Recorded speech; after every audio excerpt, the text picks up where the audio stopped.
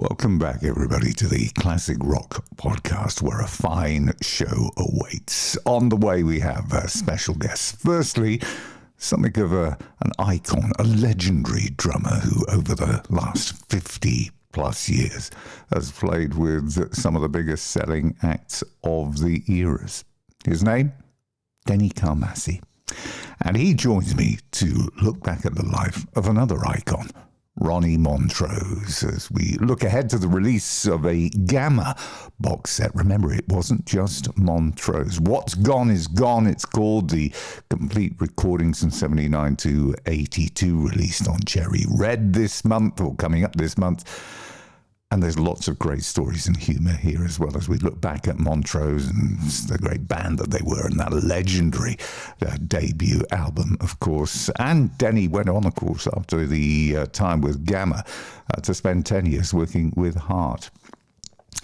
Another man of renown, once described as the axe of the future. Back at the turn of the 80s, he was one of the hottest guitar talents around. He had the brooding good looks, he had the hair, and he had the talent. In fact, if there was a template for a rock and roll star, he was it. His name, Robin George, and he's played alongside and with a who's who of rock over the last 4 or 5 decades. He's going to join us as well to look back on his career, and some of the talents that he's played with will get a mention as well, including David Byron, the original Uriah Heep frontman, of course, Phil Lynott, Thin Lizzy, was asked to join Thin Lizzy. John Wetton, Noddy Holder, Diamond Head, Ted Nugent gets a mention because he sang one of his songs, Glen Hughes, and the one and only Robert Plant.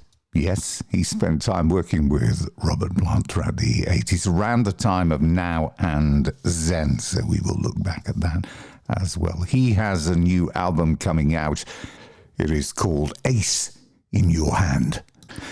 Double album. It is out again on Cherry Red this coming month, and it will bring back many memories for some of you, and should bring in, if you've never listened to his catalogue, a few new fans as well, because listening back to it over the last week or so, it still sounds remarkably fresh and vibrant, and given a new twist as well, remixed and remastered. So good stuff.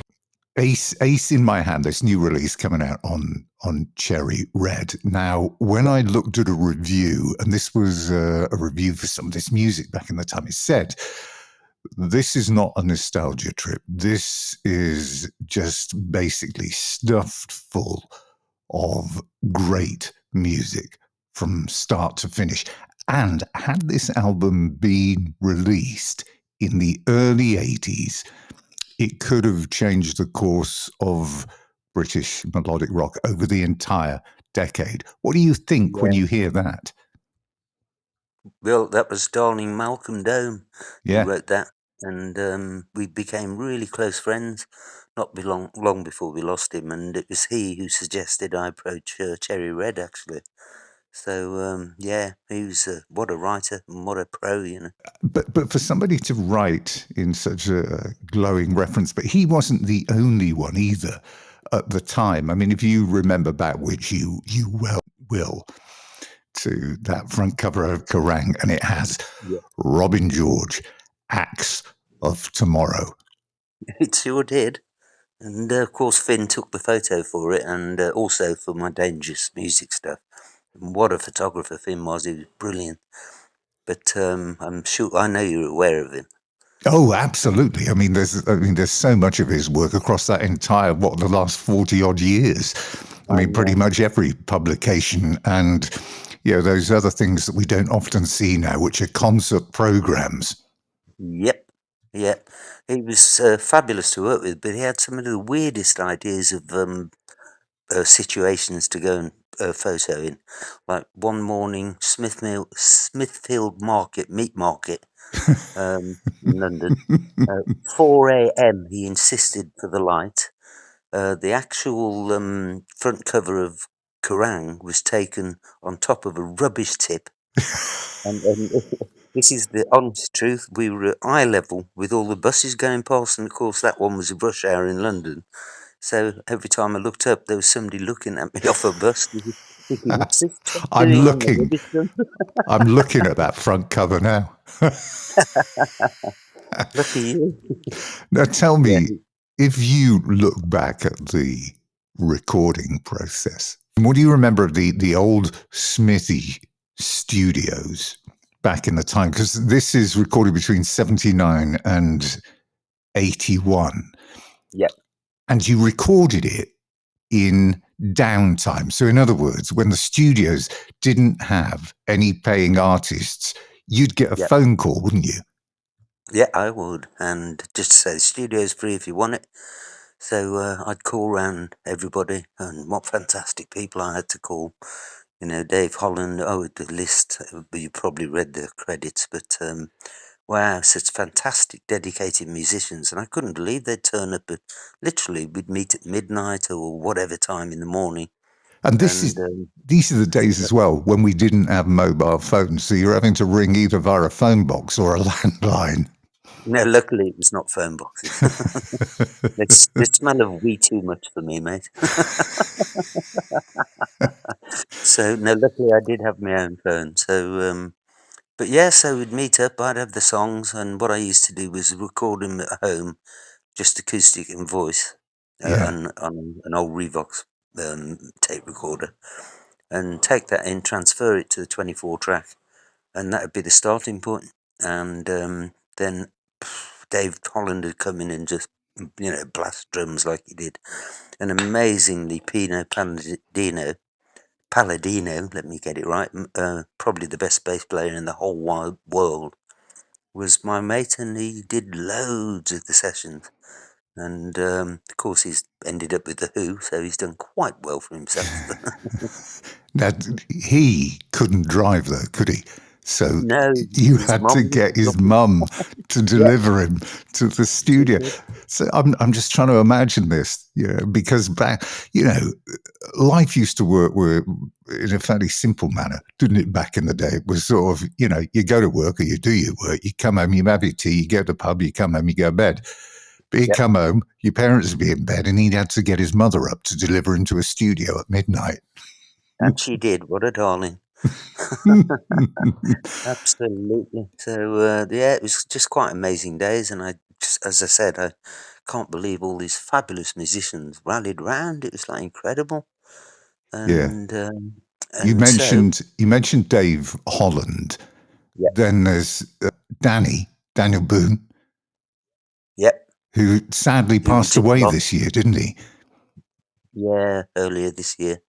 And last conversation I had with him, he was great, and we did a session a couple of years ago now in Birmingham for a charity album I was doing, and Daniel turned up, and again, there's videos of it, but so many people showed up. It was brilliant, brilliant, you know. He So had quite a yeah, career as well, didn't he? Before teaming up with you, if you know the song, well, you obviously do, "Beautiful Sunday," which was this huge hit in the USA. it certainly was, and Japan, and well, worldwide really. Millions So it sold. yep, and he had the house to show for it, and the roller. Mm. He and David Byron had almost matching Rolls Royces, and I got to drive them both, and I got to drive them very quickly indeed. He actually, this is what's so great about this era, and the fact that a lot of these guys survive and still produce music to this day. If you look back at what he did in the early days, he wrote. Boone, he worked with, I forget his first name, McQueen. They wrote the Blue football is the colour. football anthem, Yep, Blue is the Colour, the Chelsea yep. football song. Football is the We're all game. together and Made winning of is our aim. football. Absolutely, yeah. Fantastic. Yeah, he could turn his hand to anything, old Pete could. With Daniel, if you like. Oh, that was sensational. So and that studio that you work in the Old Smith, it was that had a significant standing, didn't it? I mean, Sabbath used to work in there, AC/DC had done work in there. Yep, Roy Wood all the time. was there, and of course that's where I met David Byron. Daniel Boone introduced me to David, which is the start of the Byron band. So it was all very Now interesting. that But that, Byron band, the David Byron yeah, band, yeah, I mean, the guy was a supremely talented vocalist and was one that I was lucky enough to see back in my very early days of going to gigs. And I actually saw you in the Byron band on one of the few tours that you did. But but what a great it was guy. you, wasn't it?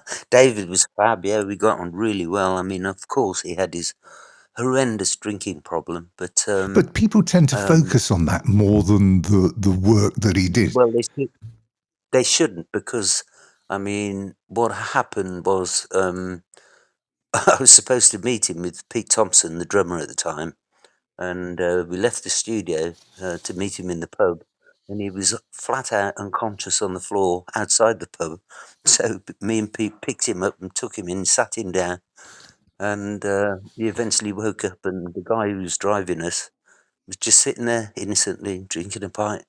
And David was, "What the heck are you looking at?" And I said, David, this is our friend, and he's here to help. So and David apologised, and they got on great after that. But yes, he was what a singer. I mean, listening to the live stuff, especially one of the rehearsals as well. It was he was just absolutely fantastic. What a range he had, Well, which was you're remastering these live albums, aren't you, at the moment? yeah, yeah. And they're just literally today, later today, they should be arrived, done, final masters. Because I mean, working on stuff. It's sort of weird. It's bittersweet because I love them. When you work so closely with people, you form a brotherly or sisterly love because you're together so much. And then the tragedy happened with David, and because he wanted to call the On the Rocks album "Famous Final Fling," and everybody said no, no, no, no. So let's call it On the Rocks, and David agreed, and that's why the cover's supposed to be us all in cryogenic chambers trying to break out, which the front cover was David busting his way out. But unfortunately, it was his famous Final Fling, which is why this new compilation, it's the live gig and rehearsal and live demos. So it's really quite interesting, mostly not very well heard stuff, if at all. So Was it's he pretty thrilling. frustrated at the fact that when he left Uriah Heep, I think High and Mighty was the last album that he did with Uriah Heep, and he went on to form Rough Diamond. He did 3 solo albums before he did the Byron Band. And when you listen back now, there's no doubting the quality of some of that work was exceptional, but it just continually got overlooked. Yeah, it was strange times. I mean, we were signed to DJM, for example, for publishing, and we just finished the demos. And David said, "We got to play this to the head of A&R right now." I said, "David, I think he's in quite an important meeting." David said, "I don't care." Burst in and was basically told to F off. And we devastated him because he was so excited about it, and it really were great demos. So that's the sort of thing that would happen, and then suddenly they don't know anymore. You don't get many second chances, you know what I Yeah, mean? yeah. Yeah. You talk about the record label, but were they signed to Creole Records for On Yeah, the Rocks, goodbye. which was a bit of a bizarre choice, really, when you consider that it was a reggae label, wasn't it? I mean, but there was no rock music on there, and you just wondered No, how on earth they would promote it if they didn't know what what they were dealing with. I think you've just answered the why it didn't do much. They didn't know what they were dealing with, basically. But it was a deal, and at that time they were pretty hard to come by. It's sort Yeah, of yeah, yeah. so. But the thing is then when we toured, it was during all the riots, so it was absolutely whoa terrible. That's why on the live thing there was David at one point says 300 Liverpool faces. There was more than that, but everybody was scared to come out. In fact, our the best gig of all, which was the Lafayette in Wolverhampton. It was I was a regular band there for years, and it was rammed to the hilt. And as we pulled up outside, this crowd of rock hurling, stick wielding came round the corner, and my driver wouldn't let me out. And David had got in somehow, and so he rushed us back home. And we rang the police, and they said, "Do not come into Wolverhampton. Absolutely do not. Otherwise, we'll arrest you." So we were stuck at home while David was stuck in the club with the rest of the band and lots of miserable people waiting for. It still gets mentioned sometime. An old friend of mine said, "I was in that club for 3 hours waiting for you." It wasn't my fault. It wasn't my fault. Blame the riot. So everywhere we went, it was like that. We were sort of battling our way into gigs and out of gigs, and but still, there was David fans who would turn up, without a doubt. So That you weren't only performing for yourself, as a solo artist, you weren't only performing with David Byron within the band formula as well. You're working with all manner of people in this period, the early 80s. Roy Wood, you were doing live stuff with him. You were working in production and engineering with Slade and Noddy Holder, and producing with Diamond Head. So were you actually finding it difficult to actually say, right, actually what I really want to do is I want to be a producer, or I want to be in a band, or I want to be a solo artist? Or were you happy doing everything? happy doing everything. I was just so lucky that I'd sort of self-taught. What happened was I was recording with a fabulous American engineer, and he suddenly moved to a really major studio in London. And I thought, who am I going to get? And I thought, well, I know enough, so I just started engineering myself. And then, as you said, for Roy and Daniel Boone, etc., and Noddy. Noddy was fun to work with. I remember he was producing a band and I was engineering, and there was just one slightly offline, and I said, "I'd just dropped that in, Noddy." He said, "I didn't know you could do that. What, you can put in just words and stuff." I would say, in other words, what that points to is all his Slade vocals were live and dangerous, That was the time, wasn't it, when they just the band Slade had hit the comeback trail and had that amazing spot on the Reading Rock Festival. What was it, 1980? Yeah, And then all of a sudden, I was oh, there. were you? I was there. Oh yeah, it was fantastic. Were you there? No, God, no, I wasn't allowed to go to things like that. I was too young. Oh well, fair enough. I was there with David Byron actually, and the headliner, I can't remember who it was meant to be, It was cancelled. Ozzy who never turned Of up. course it was. Yeah, that's it. So Slade took over, and they were absolutely really good. Both, I remember Dave Hill, who I knew quite well. I knew all of Slade, obviously. Well, not obviously, but I did. And Jimmy Lee and Dave Hill were right on top of the PA, blasting it out, and it was just a spectacle. Noddy comes up with a great story about that festival, because they'd been banging on about wanting to play it for years, and they kept getting the brush off, saying, no, you're over the hill now, you're finished. When Ozzy pulls out, they get a call, and it's 3 days before, which meant they didn't have time to get any press passes, car park passes. He says, so we turn up there, and we've got to park in a public car park. So we're parked in a public car park, and there we are, dragging all of our gear through the public car park, and we got no security passes. Oh, he could have had mine. I had the lot because I was there with David Byron, as I say, and boy, were we VIP'd. But that was the time when Reading was a real rock festival. I mean, the lineups they used to put on over the course of a few days were incredible. Fabulous. Yeah, absolutely fabulous. And funnily enough, you sound a bit like Whispering Bob at the moment. And he was DJing, and Bob he Harris. came over. Yeah, he was brilliant. He came over and cuddled David and knew who I was and said he was playing my music too. So he was a really nice chap, definitely. But yeah, Slade were great. They played. He played at the end of that gig. He shouted out. He said, "What do you want us to play? What song?" And everybody shouted back, "Merry Christmas, everyone!"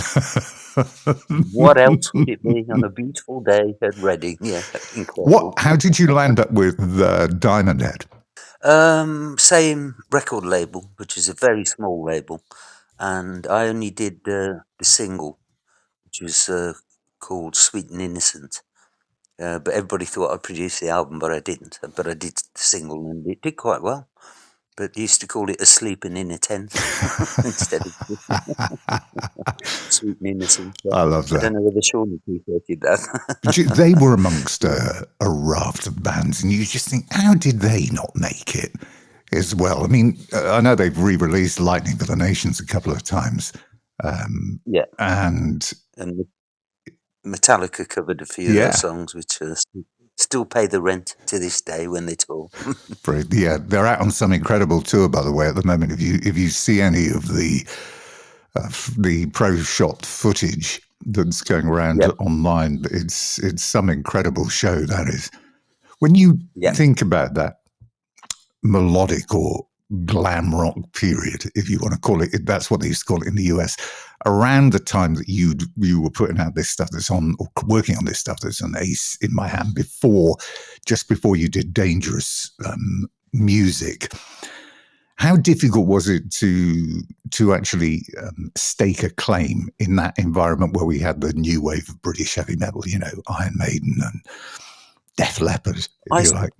Yeah, I sort of slotted in somehow quite well, because Heartline, the single off Dangerous Music, did quite well all over the world, and that sort of, it was looking brilliant. Dangerous Music and this was going to be the start of the second album, but then, of course, unfortunately, Bronze went bust, and it all stopped. And I had major management, and I didn't discover till years later they were asking for massive advances for me, and I'd have taken anything just to keep releasing records, to be honest with you. So that was a bit of a bugger. That was a real shame at the time. I mean, because they'd been Jerry Bron had been working for years, hadn't he, with Uriah Heep, Manfred Mann, and a whole load of Motorhead and Girls' School as well. Motorhead. Don't forget Motorhead and Girls' School, and yeah. So you ended up signing with Arista. They did I don't know why, a 6-track EP of this very Ace in My Hand album. And it sold a few, but it didn't really work. It didn't have the depth and breadth, as it were, that this has got. Ted Nugent did a cover, didn't he, of Go Down Fighting? He sure did. And he added in an extra verse at the end. And I was talking to somebody at a club in London, and I didn't know who he was. And he said, "Oh, you wrote Go Down Fighting, didn't you?" And I said, "Yeah, it's a shame about Ted putting those extra words in at the end because they didn't really fit." He said, "I did that. I wrote those words and I sang it." And it was like, "Oh, bloody hell." Sorry, mate. Nice to meet you. No, they're great. No, I didn't say that. Do you ever look back now then at that time and think, do you know what? If I'd have gone to America, I'd have hit the big time. If you look at who was selling millions and millions of albums at that time, that AOR, the FM music, people like REO Speedwagon, Journey were who I toured with, I opened for, by the way. Yeah, you did, didn't They you? were a good band to work with. Yeah, Pardon? you did, didn't you? When was that? 1985? 84? I have no idea. 84, maybe 85. I don't know. Long time ago, all been. Great live band, though, by the way, aren't they? Yeah, they were really good. Yeah, excellent. So did you think about that? And Survivor, I mean, melodic was very much more of an people used to be like, well, it's an American thing. You rarely heard it in this country. It was all sort of like, yeah, that's American stuff. Give us a bit of Maiden. Yeah, I don't know. It was, as I say, got loads of radio play and TV work and stuff out of it. So it was a very interesting time. You were said to be, this was in Kerrang, the UK's answer to Billy Squire. Oh, yeah, I remember that, yeah. In fact, Billy Squire was on at Reading, I think. It was either Reading or Donington. I saw him, and I thought I could do that, but I didn't. Well, you talked about that track Heartline and Yeah, Dangerous Music that time. The reception was really, really positive. I mean, for you to get, and remember, we had no rock shows apart from Tommy Vance and Tommy, hooray! maybe Alan Freeman, and both of Yep, those plus had that as their record of the year. I know. I was absolutely thrilled. I used to listen to Tommy and late at night when he was on, and when he announced that, I've been trying to find a tape of him announcing it because I bought the rights to all his shows that I was on, which are on Ace in My Hand, and he was such a great supporter of mine. I couldn't believe it because it was just like to be just going to bed, and he sort of said, "Robin George Heartline is my record of the year." It's like, what? All right, but going to sorry, let's not go to bed. But bottle of champagne. But it was Let's stay up fantastic and celebrate. because there was, you as a performing artist and me amongst millions of other fans and listeners. It was that community feeling of you go through the week and nobody would ever take what you listen to seriously. You'd go to your own, rock clubs, but then on Friday night, 10 to Yeah, midnight, everybody would be, you just imagined every house yeah, with a denim and leather jacket with a rocking. few patches on the back was actually sat at home tuning in on medium wave as well, listening to I him. know. He says that. He says it on an intro of mine. I left it on because I thought, wow, medium wave. Here we go. Mono. It's absolutely brilliant. Absolutely Brilliant. brilliant.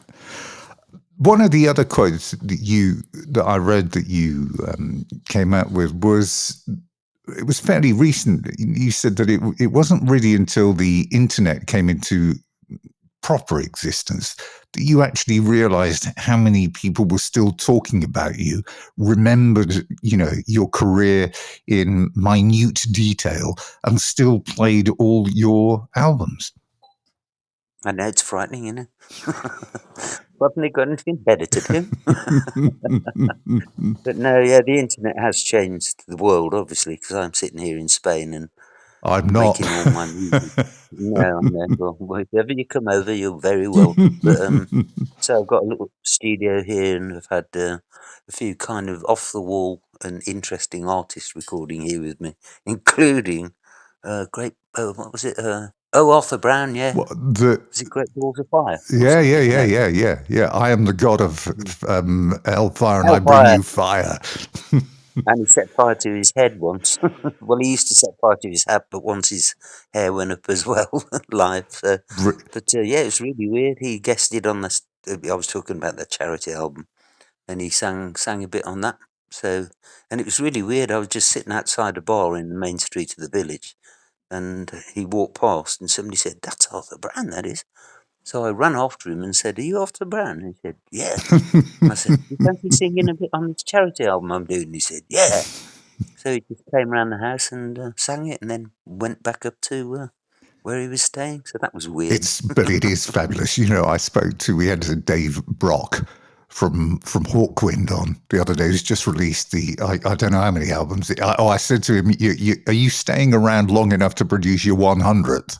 I said, "You're on about 98 at the moment, but they're still going and playing great in a live environment." Tell me a bit about Damage Control, because Oh yeah, that was some collective. Chris Slade, Pete Way, Spike from the Choir Boys. yep, yep.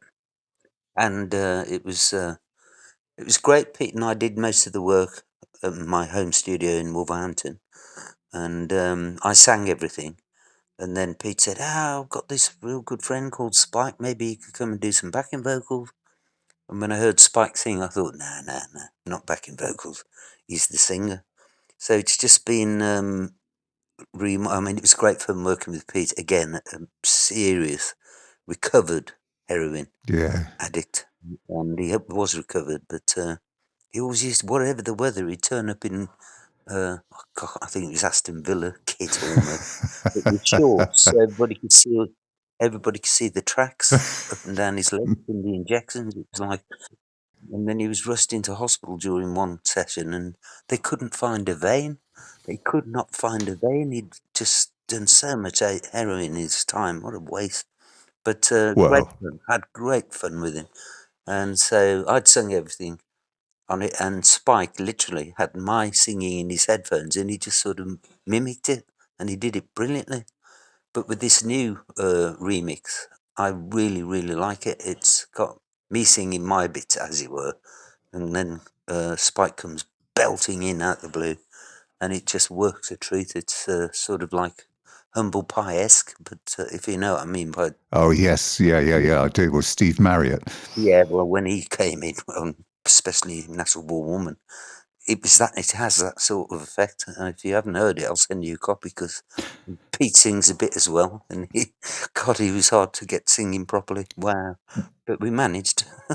Well, I remember seeing Spike when they just released the debut Choir Boys album, because they were on tour with Aerosmith.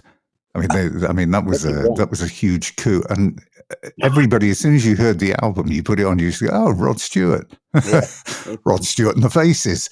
But yeah, it's good to see that he's actually pulled back the original Choir Boys. I mean, what comedian ever thought you could actually have the Choir Boys without the bloke that was actually out front, who was the Choir Boys? God well, only knows. exactly how they sacked him. I still don't know why, but I did do a lot of social saying, Spike is the Choir Boys. Yeah, What are you yeah. saying? What on No, earth no, no. can you be thinking? So has he got it back together then? Yes, yeah. Oh, great. He's pulled back some of the original members, and yeah, they are putting Excellent. together a new album. Oh, I'm really pleased to hear that.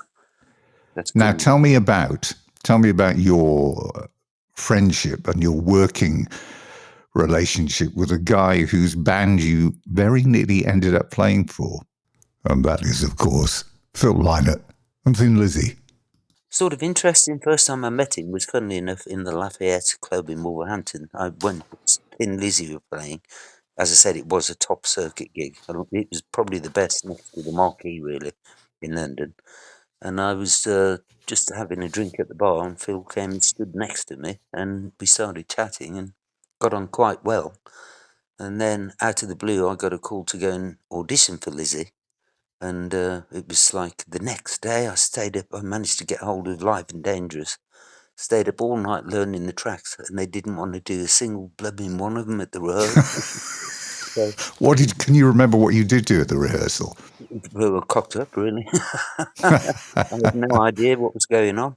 But no, I played okay. But they gave Snowy White the job, and which was not a good move for anybody, really. But then when I re-met Phil, I got a call again out the blue. Can you come and play on Phil's record 19? So I raced down to London like you do. And he said, I really wanted you in the band then, and now let's see what comes. So did that. Then we flew up to Newcastle with Brian Downey, Lizzie's drummer, to do a program called Razzmatazz, I think. And Another great again, ITV show. yeah, it was an okay show. That had some real good names on it, and brilliant camera work at times. But then, of course, the tragedy happened, and then it got played on the Tube as a tribute to Phil, and it was like, oh dear, oh dear. I was so shocked. I knew he wasn't well. We were in rehearsals, and he invited me to Los Angeles with him, and I had a contract gig in Tony Pandy in the mining valleys in Wales. Yeah. And I said, Phil, I can't not honour this contract. And as it happens, it was a fantastic gig. And the woman who was promoting said, they've come down from the hills and the valleys and they love you. So it was worth it. But Phil was hanging out with Joan Collins' sister, what's her name? Jackie. Jackie Collins and all that. So I was a bit sort of pissed off. But anyway. He wanted to put Thin Lizzy back together again, didn't he? Yeah, well, on the way back from the shows, that's when he invited me and Brian to reform Lizzie with him. And it was like, yep, here we go. So Phil and I were recording he had a little studio in his garden, and we used to write sitting cross-legged in his bedroom with acoustic guitars, and so we were co-writing together, and he loved it. And the tapes, the demos were fantastic, and of course, when we lost him, somebody stole them all, and then now I've tracked them down to some woman, let's say, in Sweden, and she will not give them back. She will not relinquish them. I don't know why, because I wrote to her very kindly saying, look, this is Phil's last ever work. The world needs to hear it. Nope, you're not having it. Nothing I can do. Is this actually primed for some form of release somewhere? I have a funny feeling it will be. But well, yeah, I hope not, because I wanted to fix them a bit, because what actually happened was, when we'd finished the sessions, it was Christmas, and Phil's driver said, right, I'll take you to the station. And Phil said, oh, I'll come along so we can have another listen to the tracks on the way, which he did. And then when I got out the car, I said, can I have the tape for over Christmas then? And he said, oh, I want to keep it. I've got a couple of ideas I want to add in. And that's the only cassette that existed, so that went as well as all the 8-track tapes. Damn shame and a real tragedy, because it was good. It was Phil. It seemed like every day you woke up in these eras, the 80s and 90s, there was somebody on the phone saying, look, can you come down and do a bit of work on this? You did quite a lot of work with Robert Plant as well, didn't you? Yeah, I did. In the early solo days after we did Zeppelin. he was Now and Zen, wasn't it? That was his that album, and then this was he was trying to put a band together. We did many rehearsals, which I have on tape somewhere, but I ain't going to put them out with his permission, and I can't get hold of him because he's Robert, But it was sounding really good, I've got to say. And so you're sat at home there, and you've got some demos with you and Robert Plant, and they're just sat there. No, they got nicked as well. I've got stuffs of the rehearsal, but he again recorded a load of my songs in my studio in Wolverhampton, and then I built a studio in Bridgenorth, which is just up the road, a lovely little town. Anyway, it got burgled, and they took all the cassettes, and I bet they just binned them. So I've asked Robert Robert's people if he will please send me a copy, because that was proper studio quality, and Robert's singing great, like he does. And the only thing that exists is a track called Red for Danger, which is on I've done a Rockstar Legends album, which I find fascinating. It's almost everybody I've ever worked with. Glen Hughes is an interesting one. Yep. You met him at Dingwall's, didn't you? When he came backstage he did. And had a chat. Now, he's another incredible force of nature. Yeah. Well, what he called? Could sing anything, couldn't he? Fantastic, and it's a great album, and it's the next release. I was with Glen Hughes over Christmas when they were out doing a tour with the Dead Daisies. I got to tell you, his voice is almost better live than it is on record. Yeah, but it's well, you will enjoy this one because he's absolutely great. Again, he did it in my house studio, and he was clean somehow, and it was the best I've heard him sing, possibly for years. So it's a really okay album. Overcome, it's called. Yeah. So looking back at this 40 odd years, 50 years. There's no need to be rude. Well, no, it's something. It's something to be celebrated. Oh, yeah. I'm with you there. Man. It's something to be celebrated without a shadow of a doubt. When you look at everything that you've done, everybody that you've worked with, all the individual successes, what's the moment for you that you have enjoyed the most, more than anything? Bloody most of them, to be honest with you. When you're on tour, it's like, it's just fantastic. Whatever you want, whenever you want it, and then you get to play to fabulous audiences. And what more? Why else would I want to do it? You know what I mean?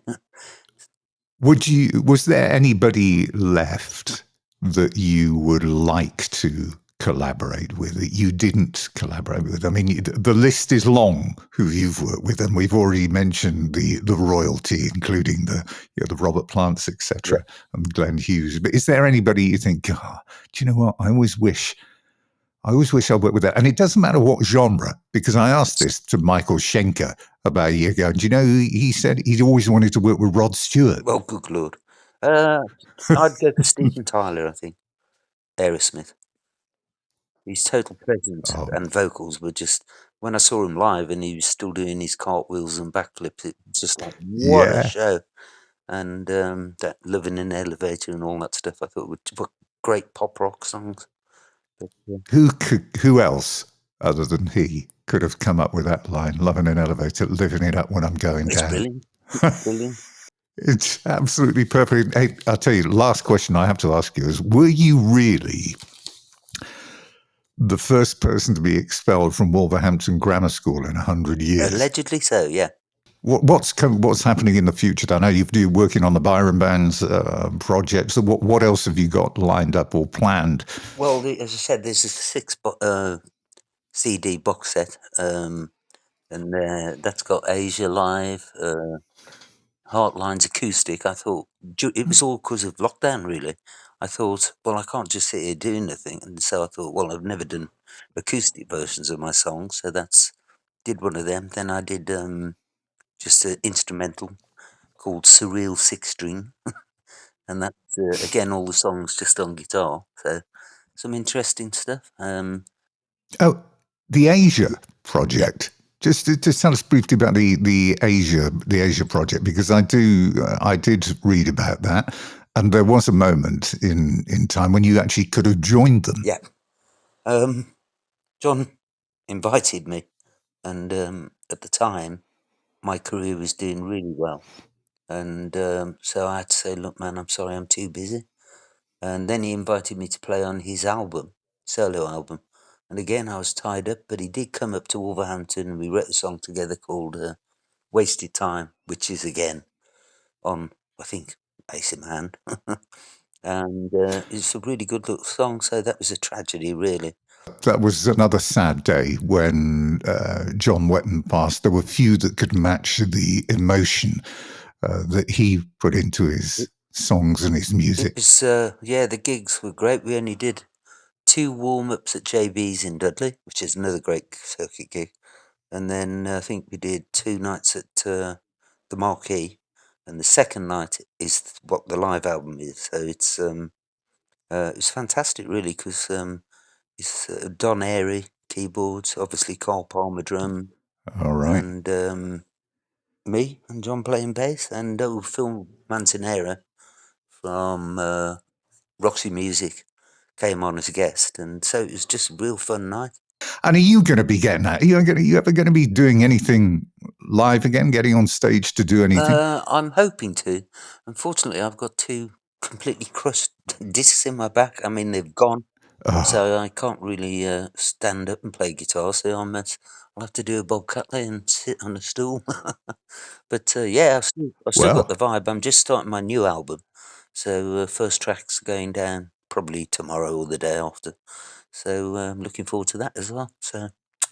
New solo album. Who else apart from you is involved in that? Well, Charlie Morgan's always involved, the best drummer in the world, Elton John, etc. Yeah. He's played on my last 6 albums, and he's absolutely fantastic. I mean, Chris Slade, for example, was perfect for Damage Control, but Charlie Morgan is the most melodic rock drummer I've ever met. He's fabulous. He makes the drums talk, as it were. And when's this due? Well, as I say, I'm starting laying down the first track, well, very soon indeed. And then we'll see how it goes. Some albums fly down, like as I said, the instrumental Surreal 6-String. I did all the guitars in under a week, so sometimes they fly down and sometimes they take a while. Well, that was Robin George. Ace in Your Hand is out in June. 24 tracks over 2 CDs. You can find it at cherryred.co.uk. Well, that is it for this edition of the Classic Rock Podcast. Thank you very much for listening wherever it is you are listening around the world. And don't forget, you can catch up with all of the previous interviews and features on the website at www.theclassicrockpodcast.com. We will be back again very soon. In the meantime, from me, Tim Capel, bye-bye for now.